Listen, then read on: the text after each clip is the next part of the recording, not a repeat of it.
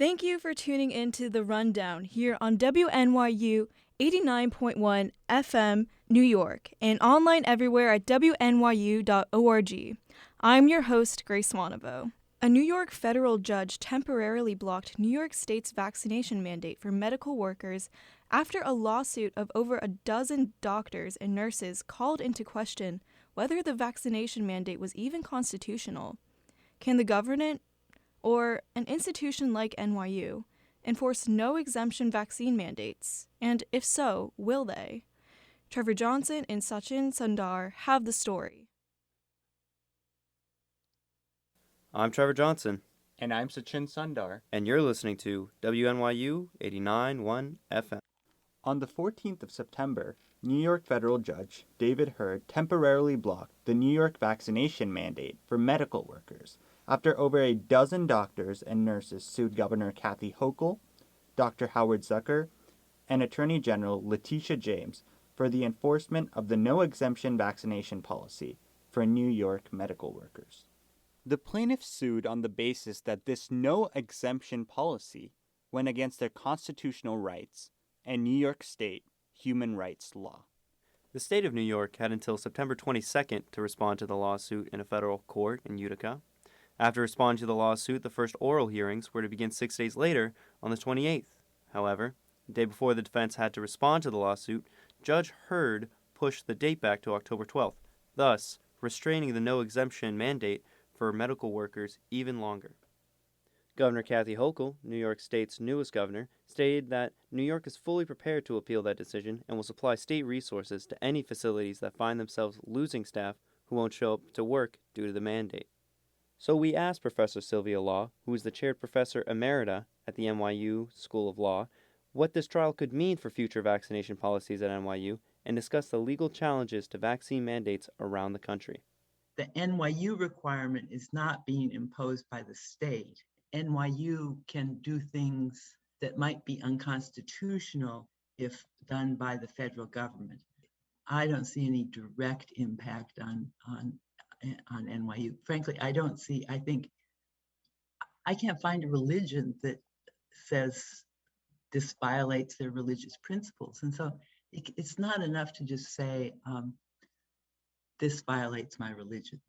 You have to show that you somehow have a religious belief that's being violated. And I don't have a clue what that is.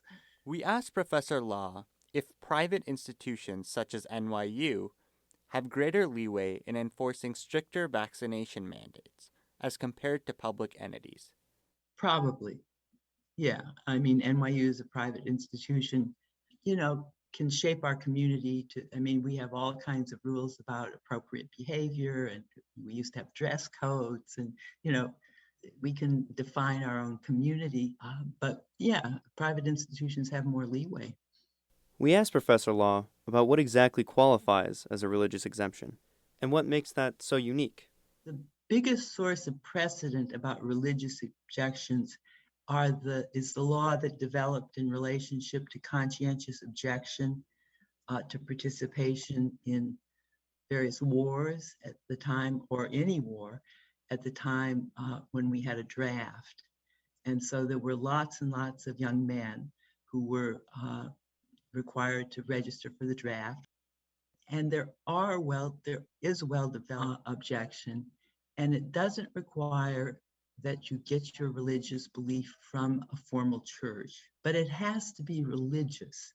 And that's a hard question to know what's a religious belief and what's a belief that I've come to from my understanding of the world and how the world works best for individuals and for the community. There's a lot of experience in the courts in figuring out what's a religious objection to a state mandate and what's just a political objection or just self-interest. I don't want to go. So we know how to sort those cases out dealing with religious exemptions, because we allow them, but we don't allow religion to just become anybody can do anything they want, whatever the cost of the community. That's not it. Professor Law also spoke about the issue of regular testing as an alternative to the vaccine mandate. Big question is the mandate unreasonable because of the possibility of the less invasive alternative of regular testing. The test is far less reliable than the vaccination. And further, the test is much more costly. As of now, the courts are undecided, and the full vaccination mandate for medical workers is on hold in New York City. As for the future of the mandate, there was also a lot of talk about if we had a vaccine mandate, it was going to wreak havoc in the employment market because so many people would refuse the vaccine, and healthcare, particularly, is already stressed by COVID itself, and it would just be very costly in terms of losing workers. Well, that has not proven to be the case, because when workers are told you either have to get vaccinated or get tested or get vaccinated or go on unpaid leave, they get vaccinated. And so that's not been the burden. It's been suggested that it might be. The mandate is a sensible move, and the objectors have to come forth and show why must legally give them an exemption from this sensible public health nature.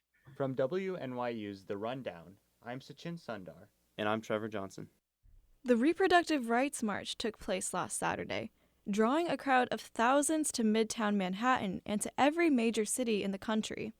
This year, many of the protesters were driven by the passing of the recent Texas bill that limits abortions after 6 weeks, a decision that has been controversially upheld by the conservative Supreme Court. Ruby Naylor has the story.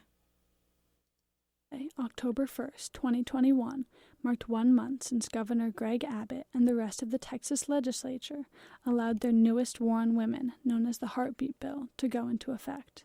To do my part on behalf of everyone with a uterus, I attended the New York City Women's March to rally against the bill. Men, women, and children of all ages and demographics came out Saturday to try and make a change. This issue means so much to millions of people across the globe.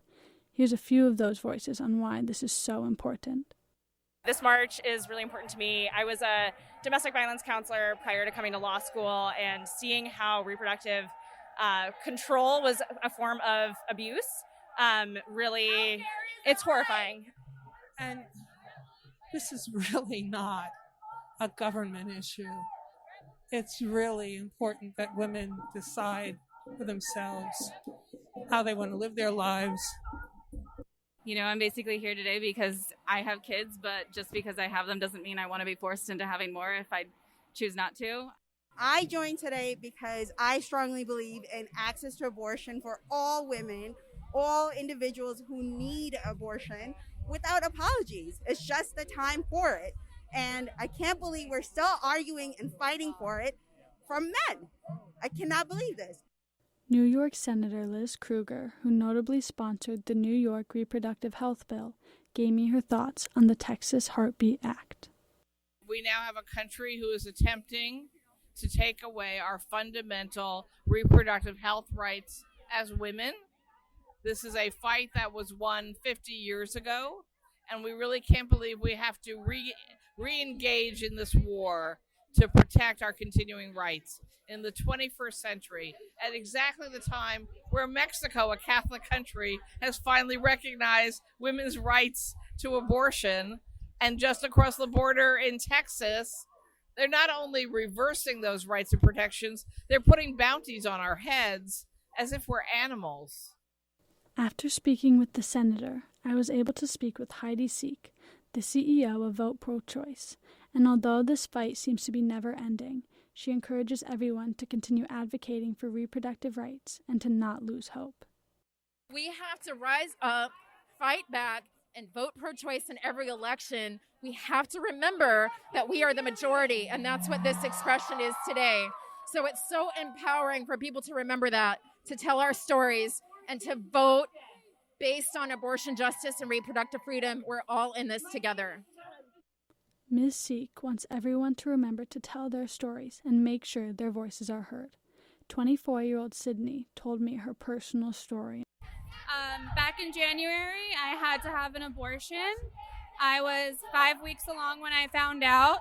So given the bans in Texas with the 6-week mark, if I waited another week, I would have been stuck and that choice would have been taken from me. So I think this is a right that everyone has their own choice to make, and that's why I'm here today. I also spoke with Rana Abdelhamid, a gender justice organizer and 2021 New York City congressional candidate, about what this fight means for her. Abortion justice for me has to do with everybody being able to have agency over their bodies and their personal choices. I do not believe that anybody's body should be under the control of legislation that is disconnected from the realities of everyday working class people. Drag queen, activist, and co-chair of Drag Out to Vote, Britta Filter, reminded me of what this issue means to not just women, but the LGBTQ+ community as well. I'm here today because abortion rights are LGBTQ rights. It is so important for us to look out for each other, especially trans men, bisexual women, gender nonconforming people. They are actually, I have it right here in my nose. They are actually experience unintended pregnancies at higher rates than their non-LGBTQ peers. As Britta reminded us, this is not just a fight for women. This is a fight for free abortion for all genders alike. Texas passing its insulting heartbeat bill was not the end. It was just a small bump in the road on our long, winding journey towards reproductive freedom for all.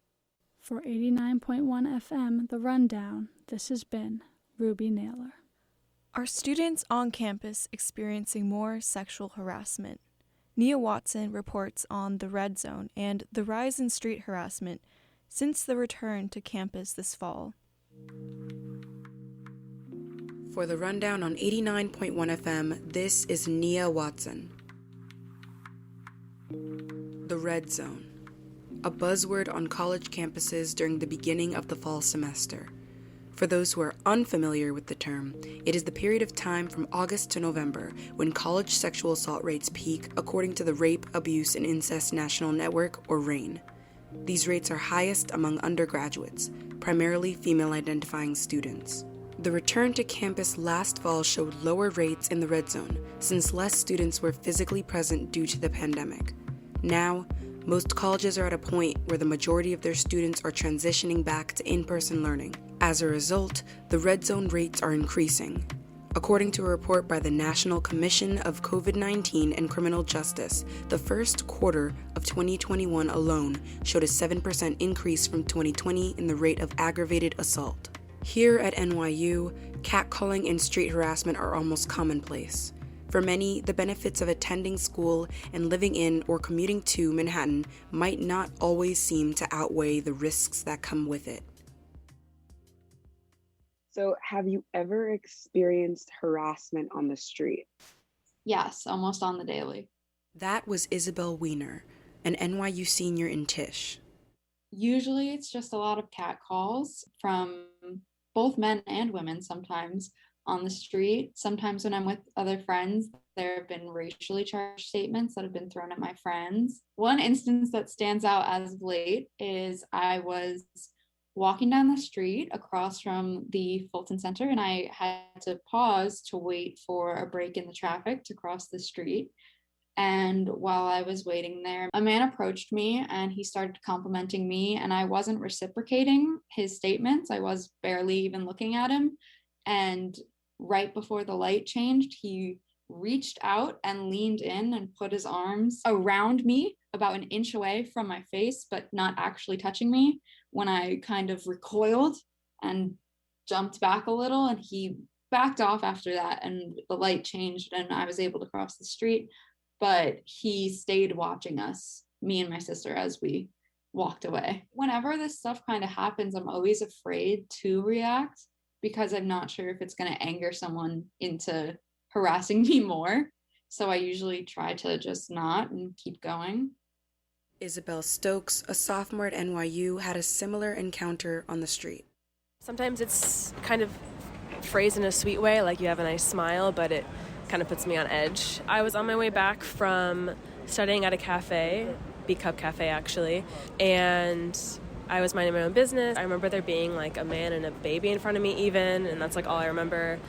And this man walks by, I see him in like my peripheral, and next thing I know, he's like throwing the Coke can at me, not the physical can, but the liquid. I think it was Coke.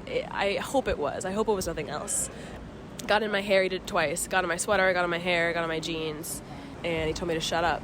And then he walked away, and I just started walking faster. When I looked back, I could see he kind of turned around and then kept going, because I think he was kind of drunk or something. And then I went home and showered because I felt disgusting. I didn't know what happened. For other students, like sophomore Anchita Aurora, this semester feels safer than last year, since there's a greater on-campus student body.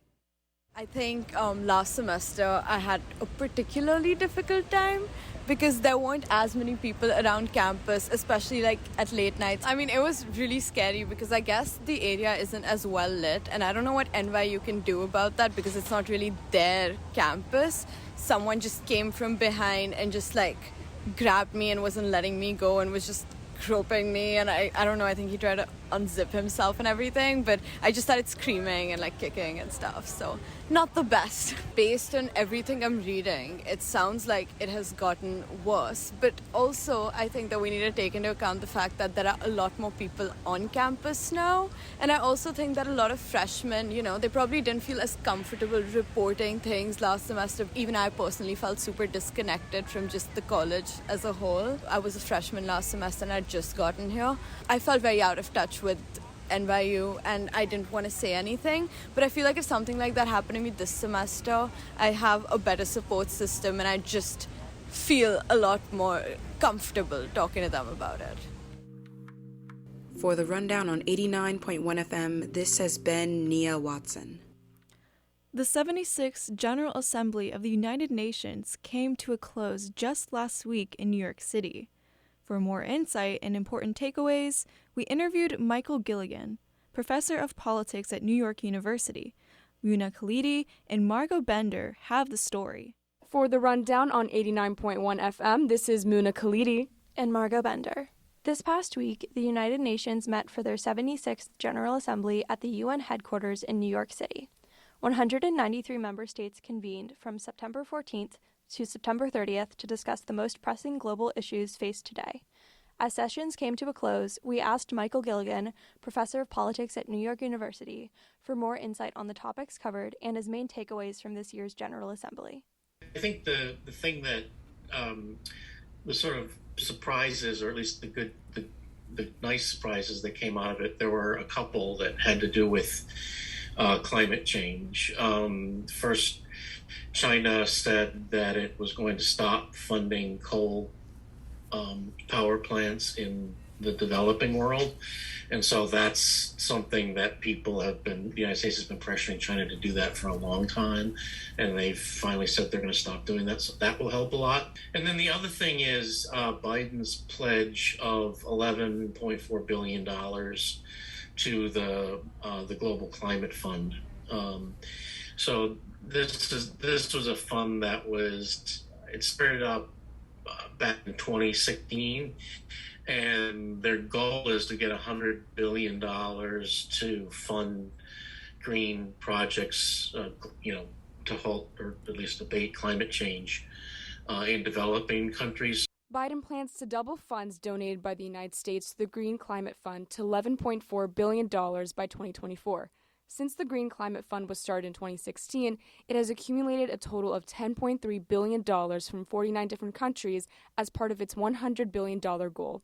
Additionally, China promised to stop funding the production of coal-powered power plants abroad. President Xi also reiterated a statement from the 75th General Assembly, stating that China will aim to have CO2 emissions peak before 2030 and achieve carbon neutrality before 2060. While the promises made by the U.S. and China to combat climate change at this year's UN General Assembly were positive, it's important to remember the role of the United Nations as an international mitigator rather than a powerful law enforcer. Kind of some of the frustrations you get when you watch this and, just kind of how weak an entity the United Nations is. The Secretary General standing up there using very strong language. We're on the edge of the abyss. and things like that. And because language is all he's got, right? That's the only thing he can do is just try to urge people. And so he keeps ramping up the rhetoric. I mean, we are kind of on the edge of an abyss, but that's about all he can do. While the UN made some progress in terms of climate change at this past assembly, it has only partially reached its goal. Amidst ongoing pressure, China has still not made meaningful promises on the production of domestic coal power plants, despite promises being made to halt production abroad at this year's assembly. Meanwhile, the Green Climate Fund is still far from completing its monetary goal. I think it sort of paints a picture of just how little, the UN Secretariat, how many tools it has in its toolbox. It needs China to basically agree to stop building coal plants, and it needs the United States to pony up the cash. And it can't really do anything else. No, it's no surprise. I mean, it's an international organization, and all the power belongs to the states in our system. I think the overall takeaway is a positive one due to those two developments that I mentioned. I think that's probably what I would stress. We have a long way to go. That fund is still $80 billion shy, but it's it's a big move in the right direction. And the United States has decided to do something good, and China's decided to stop doing something bad. So that's those are the big takeaways that I would have. For the rundown on 89.1 FM, this is Margot Bender and Muna Khalidi. You may have noticed a set of new statues facing the south end of Union Square Park. Dan Gosser has the story.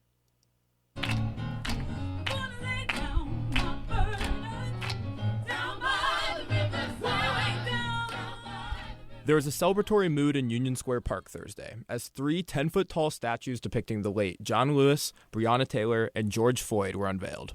The public art installation, titled See Injustice, will be on display in Union Square for a month before moving to other cities across the country. Artist Chris Conabucci, who used precision-cut wood coated with bronze paint to depict the trio, was struck by the protest movement in summer of 2020 and accepted a call to action through his art. I remember sitting with my wife, Paula, who turned to me and said, "You need to do a sculpture of George Floyd." So I did, and it was really in an effort to capture a moment in time that was historic and significant. The unveiling event featured performances from the Sing Harlem Choir and speeches from Dominique Sharpton, Al Sharpton's eldest daughter, Terrence Floyd, brother of George Floyd, and Deputy Mayor of New York J. Philip Thompson, who said the statues were significant to him both as an African American and as a local politician. When people are struggling for basic rights, for dignities that everybody else has, that's our struggle. And we embrace them too. Our struggle is for all people who are fighting for justice, who are oppressed, who are downtrodden. So that's what these statues represents to me. But just 3 days after being celebrated, the statue of George Floyd was vandalized in the early hours of Sunday. This is the second time the statue has been defaced. The first was in June, during the statue's initial run on Flatbush Avenue in Brooklyn. A surveillance video of the incident shows a man dressed in black riding past the 10-foot sculpture on a skateboard and splashing gray paint across Floyd's face. Community members have since worked to scrub the paint off. Speaking with Terrence Floyd, he still hopes that the statues can serve as a symbol of unity and solidarity. I want people to understand that every one of us in this world are human beings. No matter race, color, creed, religion, persuasion, whatever. It don't matter. We all human beings. We all have human rights, and we all have a purpose. You know what I'm saying? And that's what I want people to take from looking at this. All 3 of them had a purpose, and it shows because we all out here, we know who they are because they made a difference in our culture, in our world. For the rundown, I'm Dan Gazer.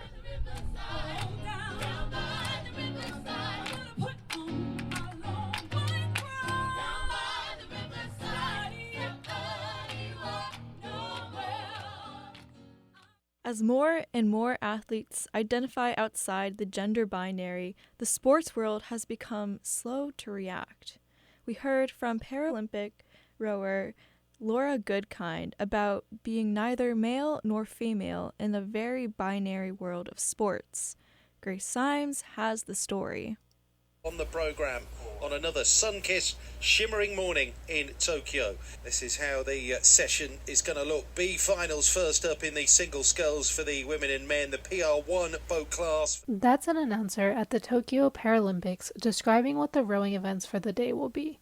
And if you tune in to almost any Olympic event, or really any sporting event, you'll hear the words women and men used to describe the two options for competing. But for some athletes, that doesn't sit right. It's very frustrating that I have to be labeled in that way for my sport, yeah. That's Laura Goodkind, a two-time Paralympian rower who identifies as neutral, or a third gender. Goodkind prefers to use names over any particular pronouns. For Goodkind, and a growing number of other athletes, the strict gender binary that defines the sports world can leave them feeling left out or actively excluded. There's just not categories for people who are outside of a binary. I have to identify what I am biologically. I think that takes away from it doesn't reflect my whole authentic self. And yeah, it feels like a part of me is a part of my soul essentially is it's left out. While that sounds horrible, it may be pretty common for non-binary or gender-neutral athletes in sports. Joanna Hoffman, the Director of Communications at Athlete Ally, a nonprofit that works to eliminate anti-LGBTQ+ discrimination in sports, says being forced into a category that doesn't fit can even cause athletes' performance to suffer. Having to constantly be referred to by pronouns and words that don't fit who you are causes a lot of stress and anxiety. That can really build up and really makes it hard for athletes to be able to play to the best of their ability. Hoffman said it's important to be proactive about including non-binary athletes in sports by using inclusive language, having gender-neutral uniforms, and creating non-discrimination policies in advance. In Pennsylvania, there's one organization that's gone above and beyond. For us, we thought it was a really big, important step to make sure that we had a category that better captured people who do not identify and feel comfortable identifying as male or female. That's Ryan Callahan, an organizer for Philadelphia Distance Run, the first road race in the country to offer an elite non-binary division with prize money equal to what the men's and women's divisions receive. Our perspective was we want to make running more inclusive, and we want to use the Philadelphia Distance Run to do that. They seem to have succeeded. Callahan said the feedback from non-binary runners was overwhelmingly positive, and that many said it was a special moment to be able to register for the race as their actual identity. Now, Callahan wants others to follow PDR's example. We hope that every other race essentially treats this issue the same way we do, and maybe even goes farther. But for other sports, a lack of openly non-binary participants makes it hard to imagine establishing a separate division. At this point, it's frustrating because there aren't enough people. My hope is that if I'm able to talk about who I am, then maybe more people would be like, oh, I resonate with that. And with that, perhaps there could be an opening for, trans and non-binary and, we'll just say like a third gender basically, to be able to be competitive. Goodkind competes in a mixed-gender rowing category, which might seem like it would be more understanding about gender. But Goodkind said the rules are very strict. It has to be a man and it has to be a woman. Goodkind doesn't even know if it's possible to change the Team USA page, which describes Goodkind as female, without forfeiting Goodkind's ability to compete. And this isn't Goodkind's only experience with sports being exclusively labeled as female. I've been turned off from joining certain teams because they have women in the label and that throws me off. If we're wanting to preach inclusivity, then why have labels? Because the labels just separate us. In the end, Goodkind and other athletes outside the gender binary really just want to be able to play sports without sacrificing a part of their identity. Canadian soccer player Quinn has become the first openly transgender and non-binary gold medalist ever. For NYU Journalism, I'm Grace Symes.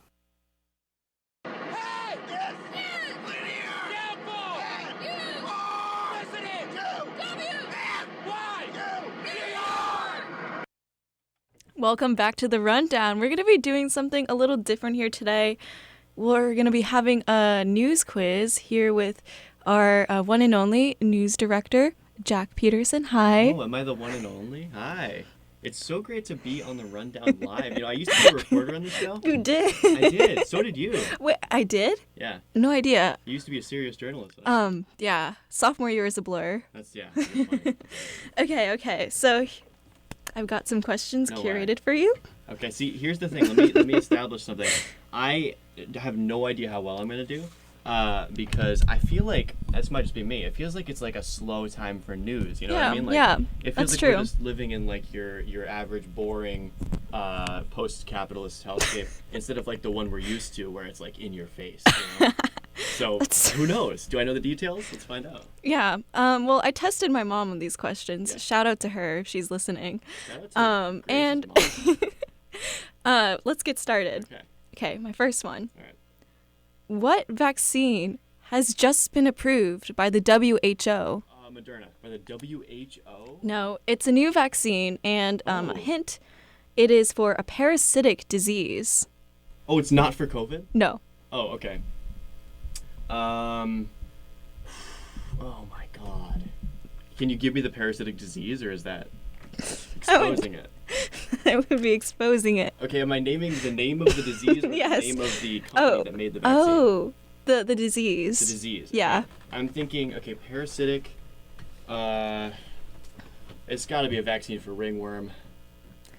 It's for malaria. Malaria. Oh, that's pretty good. Yeah, okay, so a new vaccine made by GlaxoSmithKline rouses a child's immune system to thwart, pardon my butchering of this, Plasmodium falciparum. Sounds right. The deadliest of the 5 malaria pathogens and the most prevalent in Africa. So, yeah, Nice. it's a pretty big deal. That is a big deal. It's You don't great have to- news. Yeah, nice. Okay. Okay, but no point for me to establish. Okay. A second question. What heritage is being celebrated this month? Oh, okay. Is this Hispanic Heritage Month? It is Hispanic Heritage Month. Fun fact, only goes until the 15th. Yeah. Not today. That's really weird. I wonder why. Yeah. Actually, no, I have the answer. Yeah. National Hispanic Heritage Month is a period from September 15th to October 15th in the United States for recognizing the contributions and influence of Hispanic Americans to the culture, history, and achievements of the United States. For those of you who didn't know. Nice. Third question. So that's 1 point out of 1 for 2. Yep, 1 for 2. 1 for 2. Okay, so my third question. Okay. Cuomo's blank is the subject of a new ethics inquiry. A new ethics inquiry. Cuomo's workplace culture? Nope. Oh, okay. I one more. Mhm. The COVID nursing home scandal. No. No? No. Wait. One more. Can I get one more? Cuomo's. Like lying in general. No. Oh my God. This one was a hard one. Was it a hard one? Was it a hard one? Yeah. I feel like a fake news fan. You are a fake news fan. That's true. His book. Yeah. The American Crisis Leadership Lessons from the COVID-19 pandemic, which he earned $5.1 million for, is being reevaluated by the Joint Commission of Public Ethics. And more news about Cuomo. And it was so funny how many scandals you had to list off. This is, yeah, I mean, so, not governor anymore, actually. But, like, yeah, I was always wondering about that. Like, when they were going to dig into that book. Because it's like, that was the first thing where it was like, oh, so he's bragging about COVID, about how he did so well with COVID, and now he's also making money off of it. Yeah, that was the first red flag, I would say. The first, yeah. Okay, so question number 4. Okay. Who is Facebook's whistleblower? Oh, okay. This is, okay, I think I'm getting the first name right. Francis Haugen. Yes! Yes! Oh, okay. So that is 2 points out of 4? Yes. Okay, cool. It took Did me I a get a point second. for that one? You did get a point for that Okay, one. you did. So Facebook whistleblower Frances Haugen testified before Congress about how social network poses a danger to children in democracy. Who knew? Who knew? Also, Mark Zuckerberg tried to defend Facebook today in a 1,300-word post where he said he took the thousands of pages of internal documents and research out of context. Out of context? Yeah. You see, this is a guy who's also had to testify before Congress several different times to defend how his company is not poisoning people's minds. So it's at a certain point, when do you realize you're the villain of the story? Is it only when it's too late, or can it sometimes be before? When does he get his redemption arc? When does Zuckerberg get his redemption arc? Yeah. That is a question for another I time. almost feel bad, but I don't. Don't feel bad. Okay, so the next question. The president of what New York-based union has resigned? Oh my God. Okay. We covered this on the Daily Rundown. Police? Yes! Oh. Yes! All right. Okay. Okay, folks. Cool. The president of the New York Police Department's second largest union has resigned after the FBI searched his home and the union's headquarters. The executive board of Sergeant Benevolent Association asked Ed Mullins to resign, and you remember that this was part of an ongoing investigation into Mullins' misconduct after he tweeted profane and bigoted comments and leaked the arrest record of Mayor de Blasio's daughter last year. Yeah, that was wild. Yeah. Okay. I have one more question for you. One more. Okay. So wait. Okay. How let's many just have you? establish Wait, what's how the many have score. you gotten? Okay, you've gotten 1, 2, 3. This is a really long counting. It's 4, I believe, out of 6, right? Yeah. 4 out of 6. 4 out of 6. Okay. All right. This is why I'm not in STEM. Okay, 4 out of 6. Okay. Can we? Okay. Yeah. Last one. Yes. All right. The Biden administration has invested $1 billion into what? It was announced today. Today. Mhm. 1 billion or trillion? 1 billion. Billion. Yes. Into. Oh God. Are you trying to give me hints? I see. Nobody can see it on the radio. I might have been cheating. I might have. Oh, COVID tests. Did I get it? At-home COVID tests. You got it. You got it. For the folks at home, she just mimed sticking a PCR test in her nose, and I'm not okay. Actually, let's rewind a little bit. That didn't happen, and I earned that point legitimately. Yeah, this was all you, buddy. I was trying so hard to help you. I know I said I was gonna destroy you, but Yeah. I was really trying to be kind. Well, that's really nice of you. Yeah. Didn't I get 5? You got 5. You got 4. Oh man. Okay. You passed. You passed. It's a passing You grade. passed. Congratulations. B+ or something. Your reward is my validation. Oh, is well, your reward. That's all I could ever want. Thank you. Well, that was Jack. And that was a really fun segment. I Yeah. think we're going to be doing some more of that. And that's going to be it for us here tonight. If you liked what you heard or you want to hear something different, you can email us at news@wnyu.org. I'll be back here next week, same time, same place, and I hope you'll join me. Sorry, Not Sorry, Season 2, Episode 1 is up next. And I'm Grace Wanabo, and this has been The Rundown on WNYU 89.1 FM, New York.